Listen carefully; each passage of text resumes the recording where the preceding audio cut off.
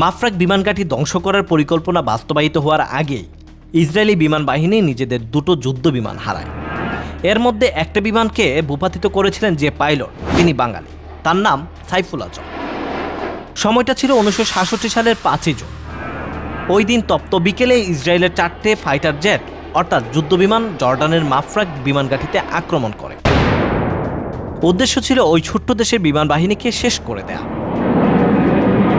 এর আগে তারা মিশরীয় বিমান বাহিনীকে ধ্বংস করে দিয়েছিল। সেদিন মাত্র 8 ঘন্টার মধ্যে ইসরায়েলি বিমান বাহিনী মাটিতে থাকা 200-এরও বেশি মিশরীয় যুদ্ধবিমান ধ্বংস করে দিয়েছিল। কিন্তু জর্ডানের মাফরাক বিমানঘাঁটি ধ্বংস করার পরিকল্পনা বাস্তবায়িত হওয়ার আগে ইসরায়েলি বিমান বাহিনী নিজেদের দুটো যুদ্ধবিমান হারায়।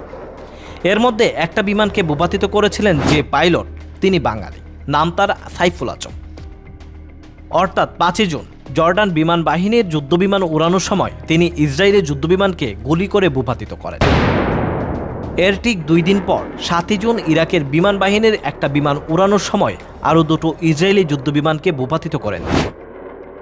1960 সালে পাকিস্তান বিমান বাহিনীতে কমিশন পাওয়া সাইফুল আজম 1965 সালে ভারত পাকিস্তান যুদ্ধের সময়ও ভারতীয় বিমান বাহিনীরও একটা বিমান গুলি করে ভূপাতিত করেছিলেন।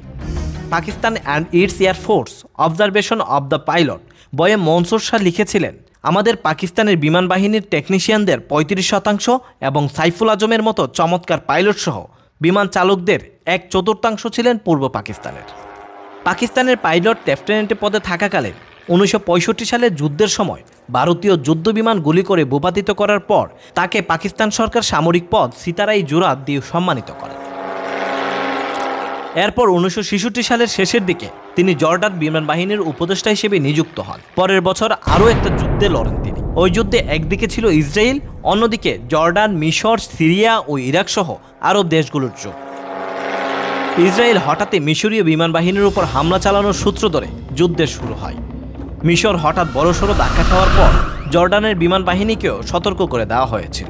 ইতিহাসবিদ ও সাবেক এয়ার কমোডর কাইসার তোফায়েল তার great air battles of Pakistan air force বইয়ে উল্লেখ করেছেন, পাকিস্তান সরকারের কাছ থেকে আকাশ প্রতিরক্ষার সীমিত অনুমতি পাওয়ার পর সাইফুল আজম জর্ডানের মাফরাক বিমানঘাঁটি থেকে লেফটেন্যান্ট এহসান শারদুমকে নিয়ে হান্টার বিমানে সোয়ার হয়ে উড়ান শুরু করে। তাদের পেছনে পেছনে অন্য হান্টার বিমানও উঠতে শুরু করে।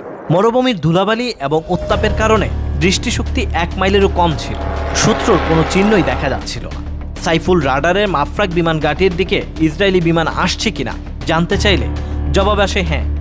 সঙ্গে সঙ্গে মাফরাকের উদ্দেশ্যে রওনা দেন সাইফুল। জর্ডানের আশঙ্কা ছিল মিশরের পর ইসরায়েলি বিমান বাহিনী সেখানে হামলা চালাবে। সাইফুল আজম মাফরাক বিমানঘাঁটি থেকে 4 মাইল দূরে 4টে বিমানকে কম উচ্চতায় অর্থাৎ যুদ্ধ বিন্যাসে উঠতে দেখেন।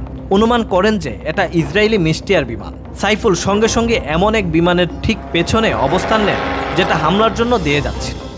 তিনি শক্তিশালী বন্দুক দিয়ে গুলি করেন ওই বিমানে। মিস্টিয়ার বিমানে আগুন লেগে যায় এবং তার বিভিন্ন অংশগুলো ভেঙে যেতে শুরু করে। ওই বিমানের ভেঙে পড়ার অংশগুলো এড়াতে সাইফুল তার নিজের বিমানকে বেশি উচ্চতায় নিয়ে যান। মাফরাক বিমানঘাটির সীমান্তের কাছে ওই ইসরায়েলি বিমান ধ্বংস হয়, কিন্তু তার পাইলট লেফটেন্যান্ট হানানিয়া বিমান থেকে বের হতে পারেননি। ফ্লাইট লেফটেন্যান্ট সাইফুল আজম দেখলেন দুটো মিস্টিয়ার বিমান পূর্ণ গতিতে পশ্চিম দিকে যাচ্ছে। সাইফুল তাকে দাওয়া করতে করতেই এহসান তার ডান দিকে আরেকটা শত্রু বিমানকে লক্ষ্য করেন। তিনি এহসানকে একটা শত্রু বিমানকে দাওয়া করতে নির্দেশ দেন আর নিজে অন্য দুটো শত্রু বিমানের পেছনে দাওয়া করেন। সাইফুল একটা মিস্টিয়ারের পেছনে চলে আসেন, যে বিমানটা দ্রুত সামারসল্ট করে পালানোর চেষ্টা করছিল। সাইফুল ওই বিমানকে লক্ষ্য করে 4 বার গুলি ছুড়লেও তার কোনোটাই লক্ষ্যে লাগে। তখন তিনি কিছুটা হতাশ হয়ে পড়েছিলেন, কিন্তু হঠাৎই লক্ষ্য করেন যে শত্রু বিমান সোজা উঠতে শুরু করেছে। ব্যবধান কমিয়ে 5মবারের মতো নিশানা করেন সাইফুল। এইবার মিস্টিয়ারের ডান দিক থেকে ধোঁয়া বেরোতে শুরু করে, অর্থাৎ গুলি লক্ষ্যবস্তুতে আঘাত লেগেছে। ওই বিমানটা কাত হয়ে যায়, কিন্তু তা পুরোপুরিভাবে ধ্বংস হয়েছে কিনা তা দেখতে পাননি সাইফুল, কারণ ততক্ষণে অন্য আরেকটা ইসরায়েলি বিমান তাকে আক্রমণ করার জন্য ঘুরছিল।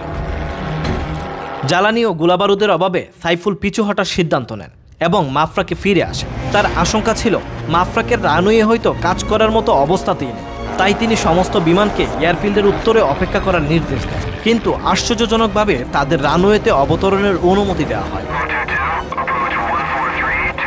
কিন্তু এহসান বিপদ বুঝতে পেরে রেডিওতে নিয়ন্ত্রকের পরিচয় এবং তার কুকুরের নামও জানতে চান।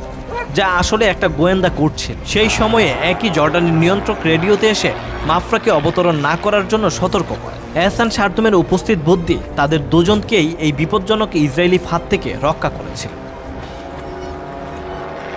প্রকৃতপক্ষে ওই রানওয়ে ততক্ষণে ধ্বংস হয়ে গিয়েছিল এবং অবতরণ করার জন্য অনুমতির রেডিও বার্তা আসলে একটা ফাঁদ ছিল। সব বিমানকে রাজধানী আম্মানের আন্তর্জাতিক বিমানবন্দরের দিকে ঘুরিয়ে দেওয়া হয়। সেখানে তখনও ইসরায়েলিরা হামলা চালায়। ভাগ্যবশত পাইলটরা হামলার কিছুক্ষণ আগে অবতরণ করে, কিন্তু তাদের বিমানগুলো রক্ষা পায়নি। অবতরণের কিছুক্ষণ পরেই আধুনিক সুপার মিস্টিক প্লেনগুলো ডাইভার বোমা ব্যবহার করে আক্রমণ চালায়, যার ফলে রানওয়ে ব্যাপক ক্ষতি হয়।